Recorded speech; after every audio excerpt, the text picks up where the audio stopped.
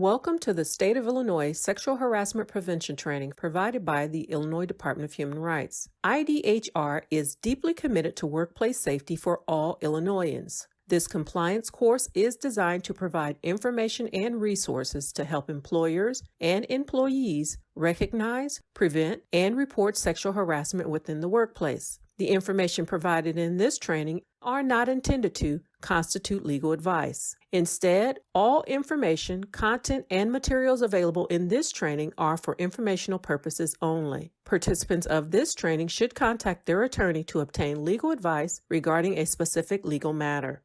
Sexual harassment is prohibited in Illinois. The Illinois Human Rights Act makes it a civil rights violation for any employer, employee, agent of any employer, employment agency, or labor organization to engage in sexual harassment, as written in the Illinois compiled statutes. The Illinois General Assembly finds that tolerance of sexual harassment has a detrimental influence in workplaces by creating a hostile environment for employees, reducing productivity, and increasing legal liability. The state of Illinois encourages employers to adapt and actively implement policies to ensure their workplaces are safe for employees to report concerns about sexual harassment without fear of retaliation, loss of status, or loss of promotional opportunities. Employers required to provide sexual harassment prevention training for all employees. Every employer in the state of Illinois is required to provide employees with sexual harassment prevention training that complies with Section 2-109 of the Illinois Human Rights Act. All employees, regardless of their status, i.e. short-term, part-time, or intern, must be trained. If an employer has an independent contractor working on site with employer's staff, the independent contractor should receive sexual harassment prevention training. What information will be covered? An explanation of sexual harassment consistent with the Illinois Human Rights Act. What is sexual harassment? Under the Illinois Human Rights Act, sexual harassment means any unwelcome sexual advances, requests for sexual favors, or any conduct of sexual nature when submission to such conduct is made either explicitly or implicitly a term or condition of an individual's employment, submission to or rejection of such conduct by an individual is used as the basis for employment decisions affecting such individual, or such conduct has the purpose or effect of substantially interfering with an individual's work performance or creating an intimidating, hostile, or offensive working environment. Types of unlawful sexual harassment. 1. Quid pro quo sexual harassment. You do something for me, and I'll do something for you. This means that a manager or supervisor may not tell an employee that in order to receive a promotion, raise, preferred assignment, or other type of job benefit, or to avoid something negative like discipline or an unpleasant assignment, the employee must do something sexual in return. 2. Hostile work environment sexual harassment. The air at work is full of sexual references and it is impacting me.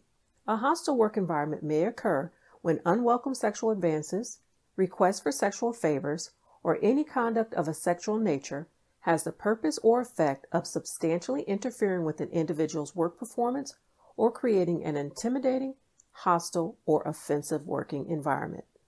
Unwelcome behavior. Sexual conduct becomes sexual harassment when the behavior is unwelcome. Behavior may be unwelcome in the sense that the victim did not solicit or invite it, or in the sense that the victim regarded the conduct as undesirable or offensive. Welcome behavior can quickly become unwelcome behavior. What starts off as welcome behavior, consensual joking, can cross a line and become unwelcome behavior. Also, consent can be revoked at any time. When someone experiencing sexual harassment behavior says, "Stop talking to me like this," it must stop. The perpetrator cannot use as a defense, "Well, you started it," or "You were okay with it at first." Working environment. An employee's working environment is not limited to the physical location where the employee is assigned. The working environment extends to other work sites, including off-site, mobile, or moving work sites or locations. For example, a working environment includes the courthouse for a lawyer or an off-site event for a caterer. Gender identity and sexual orientation. A person can be the victim of sexual harassment regardless of the victim's gender identity or the perpetrator's gender identity. A person can be the victim of sexual harassment regardless of the victim's sexual orientation or the perpetrator's sexual orientation. Employees and non-employees as victims of sexual harassment. The Illinois Human Rights Act protects employees and now non-employees from sexual harassment. Employees include coworkers, supervisors, and managers. Non-employees include persons who are not employees but are directly performing services for an employer, such as contractors or consultants, independent contractors, or gig workers. Victims of sexual harassment can include employees and non-employees when sexually harassed by other employees or non-employees. Victims of sexual harassment can include not only the target of the sexual harassment, but also those employees or non-employees who are bystanders or witnesses to the sexual harassment. Customers and patrons as victims of sexual harassment. The Illinois Human Rights Act protects customers and patrons from sexual harassment in places of public accommodation, such as stores, hotels, restaurants, theaters, museums, health clubs, and hospitals. Employers that are also places of public accommodation are responsible for sexual harassment of customers, patrons, when perpetrated by their employees or non-employees. Employees and non-employees as perpetrators of sexual harassment. The Illinois Human Rights Act prohibits employees and non-employees from engaging in sexual harassment. Employees include coworkers, supervisors, and managers. Non-employees include persons who are not employees but are directly performing services for an employer, such as contractors or consultants, independent contractors, or gig workers. Employers are responsible for sexual harassment perpetrated by those employees and non-employees against other employees and non-employees. Employers are also responsible for sexual harassment perpetrated by their employees and non-employees against customers and patrons. Customers and patrons and third parties as perpetrators of sexual harassment. The Illinois Human Rights Act prohibits sexual harassment of employees and non-employees by customers and patrons and third parties. Employers are responsible for sexual harassment of their employees and non-employees by customers and patrons. Employers are also responsible for sexual harassment of their employees and non-employees by third parties, such as sales representatives, vendors, and/or delivery persons. What information will be covered? Examples of conduct that may constitute unlawful sexual harassment.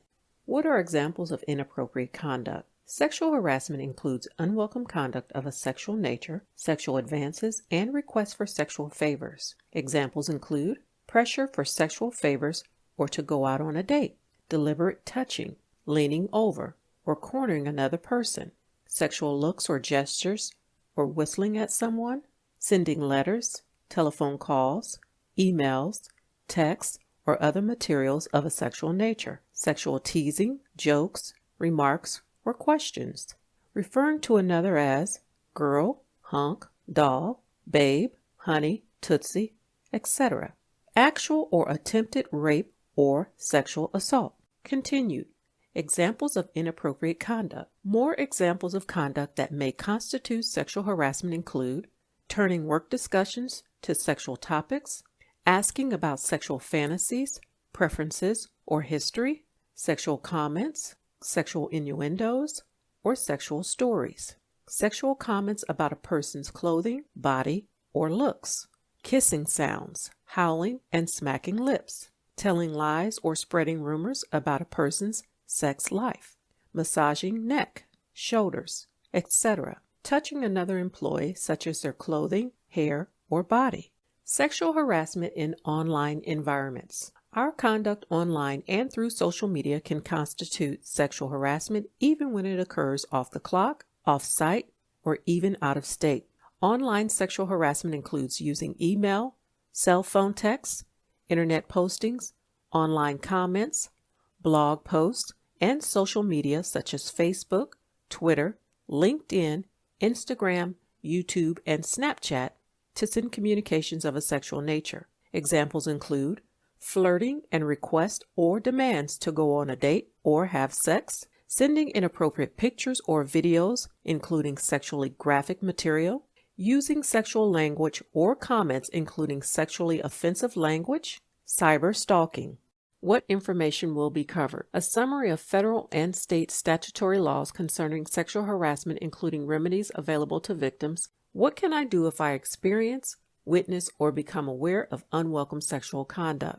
If you experience, witness, or become aware of unwelcome sexual conduct, know that 1. You have the right to tell the person to stop. The initiating and participating persons must stop the unwelcome behavior upon request. If they continue the behavior or retaliate against you because you ask them to stop, they can be found to have violated the law by engaging in sexual harassment or retaliation. 2. You have the right to report the sexual harassment. Several reporting options are available.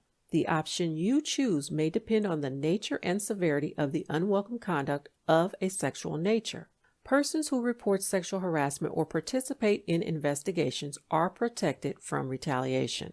Reporting sexual harassment. Several options. The choice of how to report an allegation of sexual harassment is a personal one, and these options are not mutually exclusive. You may pursue one or more of the following reporting options. 1. Call the State of Illinois Sexual Harassment and Discrimination Helpline. Call the State of Illinois Sexual Harassment and Discrimination Helpline if you or someone you know has experienced or witnessed unwelcome conduct of a sexual nature in the workplace. Please call the State of Illinois Sexual Harassment and Discrimination Helpline for assistance. Calls are confidential and can be made anonymously. Call 1-877-236-7703. Visit www.illinois.gov/sexual harassment. Helpline representatives can help callers navigate their numerous reporting options and share additional information related to counseling, legal assistance, and frequently asked questions. Reporting sexual harassment. Several options. The choice of how to report an allegation of sexual harassment is a personal one, and these options are not mutually exclusive. You may pursue one or more of the following reporting options. 2. Report the incident to your employer. Reporting sexual harassment to an employer. Report the incident to one or more of the following employer representatives. 1. Your supervisor or any member of management you trust. Supervisors and members of management are responsible for knowing the employer's internal complaint investigation and resolution process. Supervisors can help effect immediate positive change. 2. Human resources officers can work with management to investigate and resolve sexual harassment complaints. This option may be preferred if the perpetrator of the sexual harassment is a supervisor or manager. 3. Designated sexual harassment reporting officers are often established by employers to specifically receive and investigate sexual harassment complaints. Consult your employer's sexual harassment policy for specific reporting contact information. Reporting sexual harassment. Several options. 3. File a charge with the Illinois Department of Human Rights. Reporting sexual harassment to the Illinois Department of Human Rights. The Illinois Department of Human Rights is a state agency responsible for enforcing the Illinois Human Rights Act, the state law which makes it illegal to engage in sexual harassment or retaliation. Complainants, victims of sexual harassment, may file a charge at any time within 300 days of the incidents. IDHR has jurisdiction, authority to investigate employers who have one or more employees. To start the process, submit a complainant information sheet to IDHR. Remedies available under the Illinois Human Rights Act. After IDHR completes its investigation, the complainant, the employee, 1. may file a lawsuit in civil court, or 2. may file a complaint with the Illinois Human Rights Commission if IDHR found substantial evidence of a violation. Complainants who prevail in the HRC or court may receive an order awarding remedies allowed by the Illinois Human Rights Act to make the complainant whole. Remedies may include payback, lost benefits, clearing of a personnel file, damages, hiring, promotion, reinstatement, front pay where reinstatement is not possible, and attorney's fees and costs. Reporting sexual harassment to the IDHR. Contact information. To file a charge, call IDHR or visit them online. 1-800-662-3942. www.illinois.gov/sexual www.illinois.gov/DHR. IDHR offices, locations: Chicago office, 312-814-6200. TTY, 866-740-3953. Springfield office, 217-785-5100. TTY, 866-740-3953. Marion office, 618-993-7463. TTY, 217-740-3953. Reporting sexual harassment. Several options. The choice of how to report an allegation of sexual harassment is a personal one, and these options are not mutually exclusive. You may pursue one or more of the following reporting options. File a charge with the U.S. Equal Employment Opportunity Commission. Reporting sexual harassment to the U.S. EEOC. The United States Equal Employment Opportunity Commission, EEOC, is responsible for enforcing Title VII of the Civil Rights Act of 1964, the federal law that make it illegal to engage in sexual harassment or retaliation. Complainants, victims of sexual harassment, may file a charge at any time within 300 days of the incidents. The EEOC has jurisdiction, authority, to investigate employers who have 15 or more employees. To start the process, call the EEOC or visit their website. Remedies available under Title VII of the Civil Rights Act of 1964. After EEOC completes its investigation, 1. The complainant, the employee, may file a lawsuit in federal court. 2. The EEOC may help parties reach a settlement through an informal process called conciliation if the EEOC finds reasonable cause to believe discrimination occurred. Complainants who prevail in federal court may receive an order awarding remedies allowed by Title VII to make the employee whole. Remedies may include back pay, lost benefits, clearing of a personnel file, damages, hiring, promotion, reinstatement, front pay where reinstatement is not possible, punitive damages, and attorney's fees and costs. Reporting sexual harassment to the U.S. EEOC contact information. To file a charge, call or visit online 1-800-669-4000 www.eeoc.gov 1-800-669-6820 TTY for deaf, hard of hearing callers only 1-844-234-5122 ASL video phone for deaf, hard of hearing callers only. What information will be covered? A summary of employer responsibilities in the prevention, investigation, and corrective measures of sexual harassment. Is my employer responsible for sexual harassment? Yes. Employers are responsible for sexual harassment in two ways: manager, supervisor harassment. Employers are strictly liable for sexual harassment perpetrated by its members of management, regardless of whether the employer knew of the harassment. Coworker and non-employee harassment. Employers are liable for sexual harassment perpetrated by an employee, coworker, or non-employees, vendors, only if the employer knew or reasonably should have known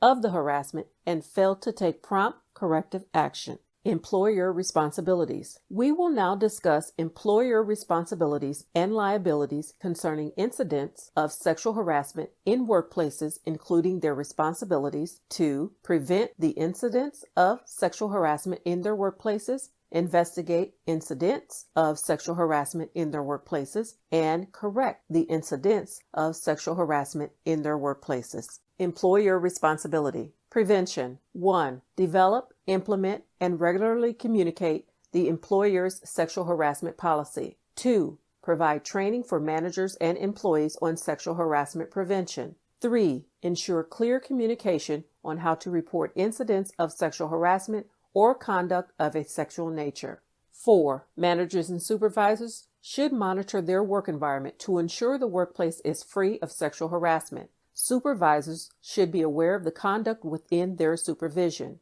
5. Managers and supervisors must lead by example and model appropriate conduct. Refrain from engaging in conduct of a sexual nature. 6. Managers and supervisors should conduct a sexual harassment climate check throughout the year. Discuss the topic at a team or staff meeting, in service day, or as part of structured communication, such as division, unit, newsletters.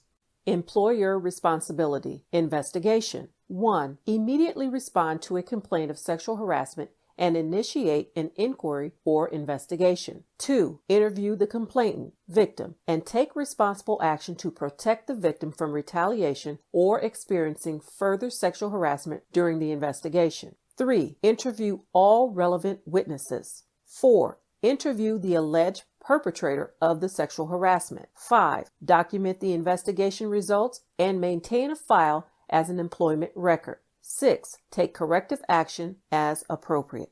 Employer responsibility. Corrective measures. 1. Take appropriate corrective disciplinary action up to and including termination of employment where organizational policy has been violated. 2. In situations where the conduct in question did not rise to the level of sexual harassment or a violation of policy, but is concerning or may be considered grooming behavior, consider counseling, training, and closer supervision of the employee.